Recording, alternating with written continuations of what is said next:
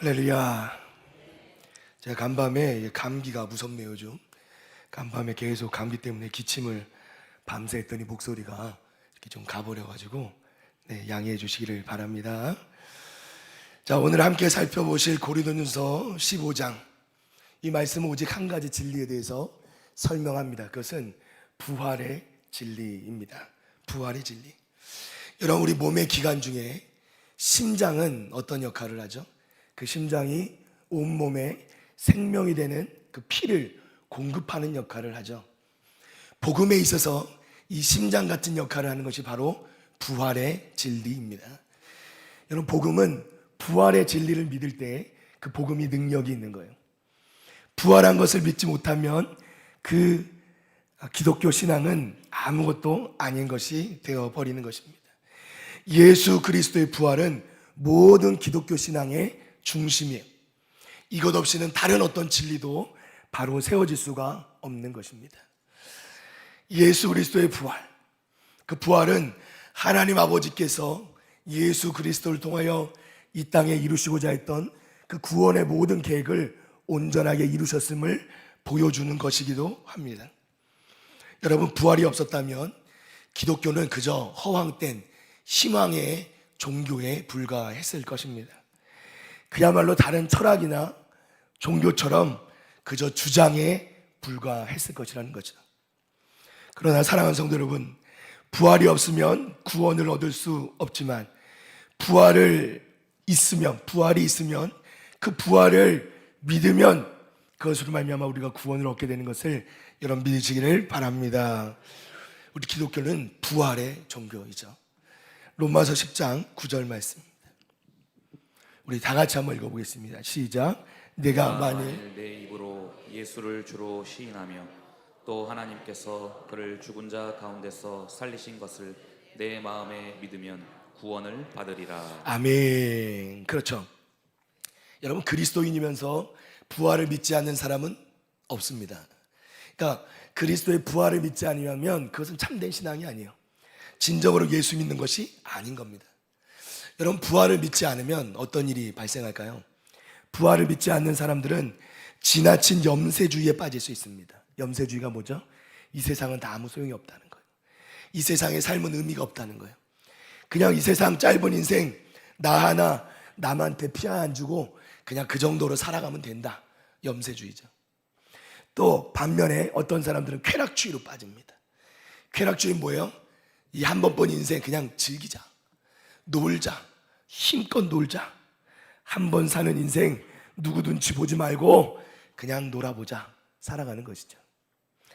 여러분, 그러나 기독교는 부활의 종교입니다. 부활 자체가 복음이에요.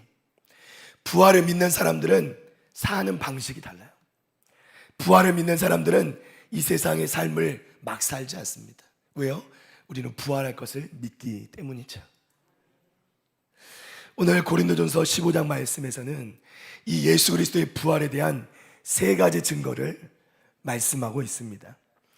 부활의 복음은 교회의 증언, 그리고 성경의 증언, 그리고 목격자의 증언이라는 세 가지 역사적 사실에 기초를 둡니다.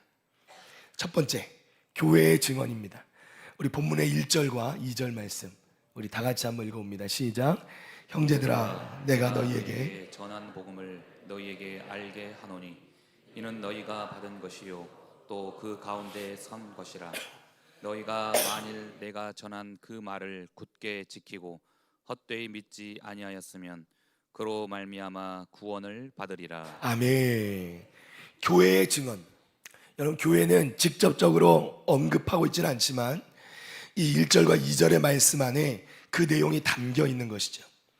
고린도 교회의 그리스도인들과 모든 곳에 있는 모든 그리스도인들이 복음을 받아들이고 예수 그리스도를 믿고 기적적으로 변화되었다는 사실, 그리고 교회가 세워지고 이루어져 왔다는 사실은 예수 그리스도의 부활을 증거하는 강력한 증거가 된다는 것입니다.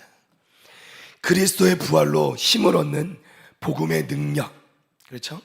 바울은 그리스도 교회의 사람들을, 이 고린도 교회의 사람들을 형제들아 이렇게 부릅니다. 결국 우리는 다 같은 한 그리스도인이라는 것을 인정하는 것이죠. 고린도 교회 성도들은 이 부활의 진리가 참되다는 살아있는 증거가 되었습니다. 왜냐하면 이방인들이었던, 대부분은 고린도 교회는 이방인 신자들이 많았거든요.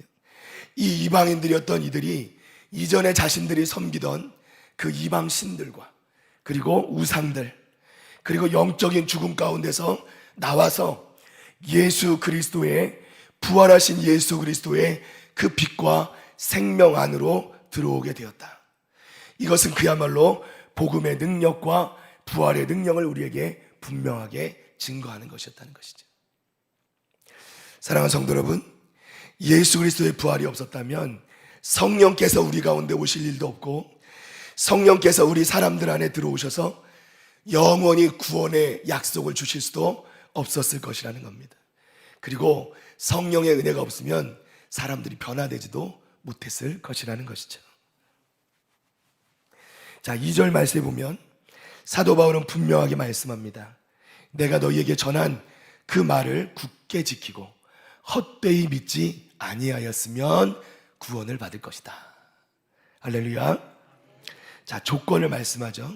내가 너희에게 전한 그 말을 굳게 지키고, 사도 바울이 전한 말씀은 오로지 우리의 죄를 위하여 예수 그리스도께서 십자가에 달려 죽으셨고, 그리고 죽으셨던 그 예수 그리스도가 죽으신 지 사흘 만에 다시 살아나셨다.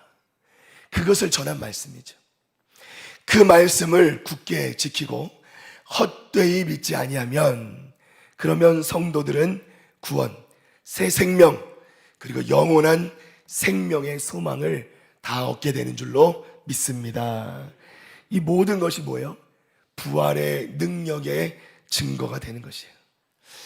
여러분, 동시에 또한 어떤 사람들은 진정한 구원의 믿음이 부족한 사람도 있어요. 계속해서 하나님 말씀에 순종하지 않았다, 이렇게 말씀하는 사람들이 있습니다. 이 고린도 교회 사람들 중에서도 그런 사람들이 있었어요. 여러분, 이런 사람들은요, 지적으로 그리고 외적으로는 예수 그리스도를 안다, 예수 그리스도를 믿는다 이야기는 하지만 실제로 그의 삶 가운데 예수를 믿지 않는 사람들이 있었다는 거예요. 야고보서 2장 19절입니다. 다 같이 읽어봅니다. 시작. 내가 하나님은 한 분이신 줄을 믿느냐? 잘하는도다. 귀신들도 믿고 떠느니라. 아멘. 자, 야고보 사도는 이런 사람들을 귀신에 대해서 말씀하고 있습니다. 귀신에 비해서. 귀신들도 하나님이 한 분이신 줄 안다는 거예요. 예수님께 사역하실 때, 예수님의 귀신을 쫓아내는 사역을 하실 때 귀신들이 예수님을 보자마자 하나님의 아들이라 이렇게 고백합니다. 예수님을 아는 것이죠. 그런데 여러분, 그러면 그 귀신들도 예수님을 아니까 구원을 받았을까요? 아니죠. 그것은 구원받는 믿음이 아니라는 겁니다. 여러분, 그저 아는 것만으로 구원 얻을 수 있는 것이 아닙니다. 여러분, 우리는 예수님의 구원자 되심, 예수님의 부활, 예수님의 그 부활의 능력을 실제로 믿고 그 예수님을 내 인생의 주인으로, 내 영혼의 주인으로 고백할 때만이 우리는 구원을 받을 수 있음을 여러분 믿으시기를 바랍니다. 여러분, 그게 참된 믿음인 거예요. 아는 것에 그치는 게 아니라 그 믿음을 붙잡고 살아가야 한다는 것이죠. 여러분, 우리는 예수 그리스도의 부활을 확실히 믿어야 합니다. 그 부활하신 주님을 내 마음에 확실히 모셔야 돼요. 예수님의 내 인생의 주인 되심을 철저하게 고백해야 되는 겁니다. 예수님에 대하여 그저 긍정적으로 아는 것만으로는 구원을 얻을 수 있는 것이 아니라는 거예요. 오직 예수 그리스도, 그분이 이루신 구원의 역사, 무엇보다도 예수님께서 죄와 사망의 권세를 깨뜨리고 그 죽음 가운데 다시 살아나셨음을, 부활하셨음을 믿는 믿음만이 구원을 얻는 것임을 여러분 믿으시기를 바랍니다. 여러분, 고린도 교회의 이 성도들의 이러한 부활의 진리, 이런 부활의 믿음은 기독교 교회가 2000년이 넘도록 지나오는 동안 계속해서 믿어지고 이어져 내려왔습니다. 교회는 그동안의 역사 가운데 온갖 회의주의와 박해와 이단들 속에서도 꿋꿋이 살아남았다는 거예요. 여러분, 많은 비평가들은 끊임없이 예수님의 부활을 사기다, 또 조작된 것이다, 이렇게 주장해 왔습니다. 그러나 지금까지도 교회는 유지되고 살아있으므로 부활하신 예수님께서 또한 살아계심을 우리에게 증거해 보여주고 계시다는 것입니다. 여러분, 불교의 한 신도가요, 이렇게 얘기합니다. 부처님이 죽으셨을 때 부처님은 아무것도 남기지 않았다. 무소유라고 할까요? 아무것도 남기지 않았다, 이렇게 이야기합니다. 그리고 이슬람교의 선지자 무함마드는 632년 6월 8일에 메디나에서 61세의 나이로 숨을 거두게 되는데요, 지금까지도 매년 수만 명의 무슬림들이 그의 무덤을 방문합니다. 그런데 여러분, 이 무함마드의 이 무덤을 방문하는 이유는 뭘까요? 그야말로 무함마드의 죽음을 애도하고 기리는 것이죠. 그러나 여러분, 예수 그리스도의 부활을 믿는 우리 교회는 부활절뿐만 아니라 모든 예배 가운데 예수님의 십자가에서 죽으심과 또한 죽음을 이기시고 부활하신 주님의 승리를 기념하고 있다는 것입니다. 여러분, 세상에 어떠한 종교도 죽음을 이기고 다시 사신 하나님을 경배하는 종교는 없습니다. 오직 기독교만이 부활하신 하나님을 믿는다는 것이죠. 사랑하는 성도 여러분, 예수님께서는 부활하셨습니다. 그리고 지금도 살아 계십니다. 믿으시면 아멘. 자, 두 번째 증거는 성경의 증거입니다. 자, 우리 3절과 4절 우리 다 같이 다시 한번 읽어봅니다. 3절 4절 시작. 내가 받은 것을 먼저 너희에게 전하였노니 이는 성경대로 그리스도께서 우리 죄를 위하여 죽으시고 장사 지낸 바 되셨다가 성경대로 사흘 만에 다시 살아나사. 아멘. 부활에 대한 믿음은 기독교 신앙의 일부가 아닙니다. 부활의 신앙은 복음 그 자체이고 기독교 신앙 그 자체입니다. 부활의 신앙이 없으면 기독교 신앙은 세워질 수가 없는 것이라는 거예요. 여러분, 오늘 이 3절과 4절 말씀은 복음의 핵심이 담겨 있는 겁니다. 바울 사도는 이것을 성경대로라는 말씀을 2번 반복함으로 강조하고 있습니다. 이는 성경대로, 그리고 성경대로 사흘 만에 다시 살아나자. 할렐루야. 그리스도께서 우리 죄를 위하여 죽으시고 그리고 성경대로 다시 살아나셨다. 여러분, 부활에 대한 두 번째 증거는 이것이죠. 구약 성경과 신약 성경 모든 것에 걸쳐서 성경이 예수님의 부활을 증거하고 있다는 것입니다. 자, 우리 구약 성경의 증거를 볼까요? 시편 16편 10절 말씀입니다. 우리 한 목소리 읽습니다. 시작. 이는 주께서 내 영혼을 소홀히 버리지 아니하시며 주의 거룩한 자를 멸망시키지 않으실 것임이니이다. 아멘. 할렐루야. 구약 성경에서 예언하신 것은 예수님을 통하여 온전히 이 부활이 이루어졌다는 거예요. 예수님은 부활하셨습니다. 그리고 여러분, 부활하신 예수님께서는 많은 사람들에게 보여주셨어요. 특별히 엠마오로 가는 두 제자들을 만나신 예수님을 볼 수 있습니다. 누가복음 24장 25절 27절입니다. 우리 다 같이 다시 한번 읽어볼까요? 시작. 이르시되 미련하고 선지자들이 말한 모든 것을 마음에 더디 믿는 자들이여, 그리스도가 이런 고난을 받고 자기 영광에 들어가야 할 것이 아니냐 하시고, 이에 모세와 모든 선지자의 글로 시작하여 모든 성경에 쓴 바 자기에 관한 것을 자세히 설명하시니라. 아멘. 할렐루야. 누구에 관한 것을요? 자기에 관한 것을. 모든 성경에 쓴 바 자기에 관한 것을, 예수 그리스도에 관한 것을, 그리고 예수님의 부활하심에 관한 것을 자세히 설명하고 있다 하는 것이죠. 예수님 그리고 이후에 베드로, 바울 사도 모두 구약의 말씀을 인용하거나 언급해만 그러면서 예수님의 부활을 증언하고 있는 것을 우리는 보게 됩니다. 사실 당시의 유대인들이라면, 성경을 제대로 알고 있는 유대인들이라면요, 예수님이 메시아 된 것을 믿으면 예수님이 죽음 가운데 다시 살아나셨다는 것을 믿을 수밖에 없습니다. 그게 구약 성경의 내용이거든요.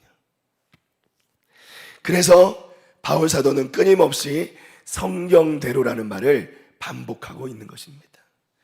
사랑하는 성도 여러분, 예수님의 부활은 성경이 증거하는 사실임을 믿으시기를 바랍니다. 예수님의 부활은 성경이 증거하는 부활의 진리입니다. 변치 않는 진리. 구약 성경은 예언하였고 신약 성경은 이것을 증거했다는 것을 여러분 믿으시기를 바랍니다. 자, 이제 마지막 세 번째입니다. 세 번째는요, 목격자의 증언이라는 겁니다. 자, 5절부터 8절까지 말씀 우리 다 같이 다시 한번 읽어보겠습니다. 시작. 게바에게 보이시고 후에 12 제자에게와 그 후에 500여 형제에게 일시에 보이셨나니 그 중에 지금까지 대다수는 살아있고 어떤 사람은 잠들었으며 그 후에 야고보에게 보이셨으며 그 후에 모든 사도에게와 맨 나중에 만삭되지 못하여 난 자 같은 내게도 보이셨느니라. 아멘. 할렐루야. 바울이 말하는 부활의 세 번째 증거는 부활을 목격한 사람들이 아직 살아있다는 겁니다. 여러분, 고린도 교회에 있는 사람들 가운데 그리스도께서 죽으셨다가 실제로 죽은 자 가운데 다시 살아나신 것을 직접 본 사람들이 살아 있었다는 거예요. 그것이 강력한 증거가 되었다는 겁니다. 여러분, 이 당시만 해도 우리가 어떤 법정에서 증언을 얘기할 때 다른 어떤 자료가 아니라 제일 신빙성 있는 자료로 치는 것은 믿을 만한 또는 책임감 있고 정직한 사람들의 증언이에요. 증언. 그 증언을 가장 확실한 증거로 믿었다는 것이죠. 그래서 그리스도께서 죽으셨다가 실제로 죽은 자 가운데 다시 살아나셨다는 사실은 이 고린도 교회가, 고린도 전서가 기록될 당시 아직 살아있는 그 사람들을 통해서 확증해 왔다는 것이죠.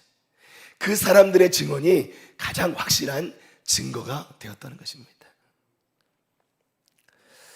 바울 사도는 예수님께서 부활하신 후에 예수님을 본 사람들에게 예수님께서 나타나셨다 이렇게 표현합니다. 나타나셨다. 나타나셨다는 건 예수님을 그 제자들이 찾아왔다는 것이 아니라 예수님께서 그 제자들을 찾아가셨다는 거예요. 예수님을 보이시기로 선택된 사람들에게만 보이셨고 예수님을 따르는 사람들에게는 보이셨고 예수님을 따르지 않는 사람들에게는 보이지 아니하셨다. 자, 부활하신 예수님께서 가장 먼저 보여주신 사람은 사도 중에서도 베드로다 이렇게 설명하고 있습니다. 본문 말씀에는 게바라 이렇게 표현하죠. 여러분, 당시의 사도들, 이 사도가 되는 요건 중에 가장 중요한 요건은요, 부활하신 예수님을 직접 만나는 것입니다. 누가복음 24장 34절입니다. 함께 읽어봅니다. 시작. 말하기를 주께서 과연 살아나시고 시몬에게 보이셨다 하는지라. 아멘. 자, 성경은 마리아에게 보이신 후에 그리고 엠마오로 가는 두 제자에게 보이신 그 중간에 게바에게, 베드로에게 보이셨다 이렇게 설명합니다. 그렇게 보면 베드로에게는 참 먼저 만나주셨는데 베드로를 이렇게 먼저 만나주신 이유가 뭘까요? 베드로에게 특별한 자격이 있어서? 그렇지 않죠. 여러분, 베드로는 생각해 보세요. 예수님이 로마 병정들에게 잡혀갈 때 도망쳤던 사람이고 예수님을 그 새벽닭이 울기 전에 3번 모른다 부인했던 사람이고 그렇게 믿음이 연약했던 사람이었어요. 그런데 부활하신 예수님을 만나고 그리고 성령을 경험한 이후에 베드로의 삶은 완전히 변화되었다는 거예요. 그의 삶은 이제 교회를 세우고 초대교회를 세우며 교회가 번창하고 번성하는데 결정적인 역할을 감당한 게 이 사도 베드로였다는 것입니다. 그래서 예수님께서는, 이 부활하신 예수님께서는 베드로를 직접 만나 주시고 그리고 가장 먼저 만나 주셨다는 것이죠. 자, 다음으로는 예수님께서 12제자에게 나타나십니다. 자, 12제자로 말씀을 드리지만 실제로는 11명의 제자들인데요, 가룟 유다가 빠졌죠. 예수님께서는 부활절 저녁에 두려운 마음으로 모인 11명의 제자들 가운데 나타나십니다. 누가복음 24장 36절입니다. 이 말을 할 때 예수께서 친히 그들 가운데 서서 이르시되 너희에게 평강이 있을지어다 하시니 아멘. 부활하신 예수님을 만난 제자들은 이제 사도들이 되어서 주님의 몸된 교회를 세워나가는데 쓰임을 받았다는 거예요. 이들은 역사상 가장 중요한 사건, 이 부활의 사건을 전하는 가장 정직하고 믿을 만한 증인들이 되었다는 것입니다. 자, 그리고 그 다음은 6절 말씀에 나오는데요, 500여 형제에게 나타나셨다 이렇게 말씀합니다. 500여 형제. 여러분, 예수님의 이 제자들, 사도라고 불리는 제자들, 그 제자들은 나름대로 당시에 이름이 싹 이게 그 당시 사람들에게 잘 알려진 사람들이었어요. 그러니까 어찌 보면 이 예수님의 부활을 증언하는 데 있어서도 이 제자들의 증언을 많은 사람들이 잘 믿지 않으려고 하는 경향이 있었다는 거죠. 왜일까요? 저 사람들은 예수님의 측근들이야, 예수쟁이야, 그러니까 저 사람들은 거짓말을 할 수 있어, 이렇게 안 믿었다는 거예요. 그런데 중요한 것은 여기 보니까 500여 형제에게 동시에 나타나셨다 이렇게 말씀하는 거예요.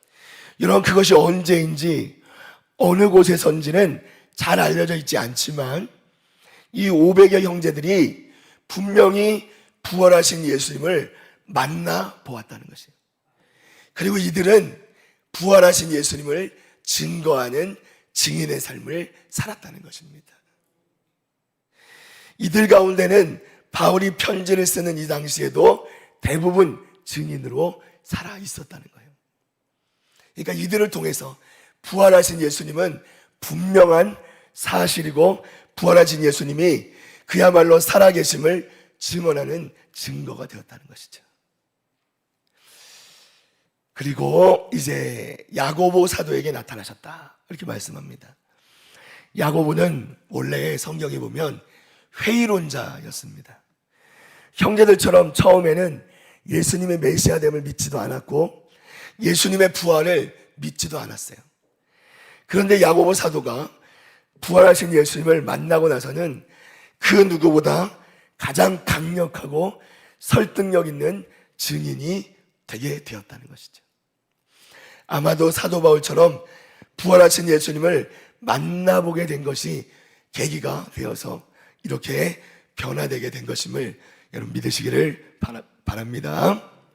자, 그리고는 성경은 모든 사도에게 나타나셨다 이렇게 마무리 짓고 있습니다. 자, 사랑하는 성도 여러분, 예수님의 부활보다 더 확실한 역사적 사건은 이 세상에 없습니다. 부활은 역사적 사건이에요. 우리는 하늘 주님께서 말씀하신 그 약속의 날에 그 부활하신 예수님께서 이 땅에 다시 올 것이고 우리는 그 부활하신 예수님을 다시 만나게 될 것임을 여러분 믿으시기를 바랍니다. 여러분, 세상의 눈으로 볼 땐 예수님이 십자가에 달려 죽으시고 무덤 안에 들어갔을 때 이제 세상의 눈으로는 이제 다 끝났다, 끝이 났다, 실패했다, 이제 구원은 물 건너갔다, 그리고 이제 모든 것이 사라지고 죄가 이겼고 악이 승리했다고 그들은 이야기할 수밖에 없었습니다. 그러나 사흘 후에 안개가 걷히고 예수 그리스도께서 죄와 죽음의 권세를 깨뜨리고 부활하셨다는 것입니다. 수많은 목격자들이 그 부활의 진리를 전했다는 것이죠. 예수님께서 승리하셨다는 것입니다. 말씀을 정리합니다. 사랑하는 성도 여러분, 이것이 복음입니다.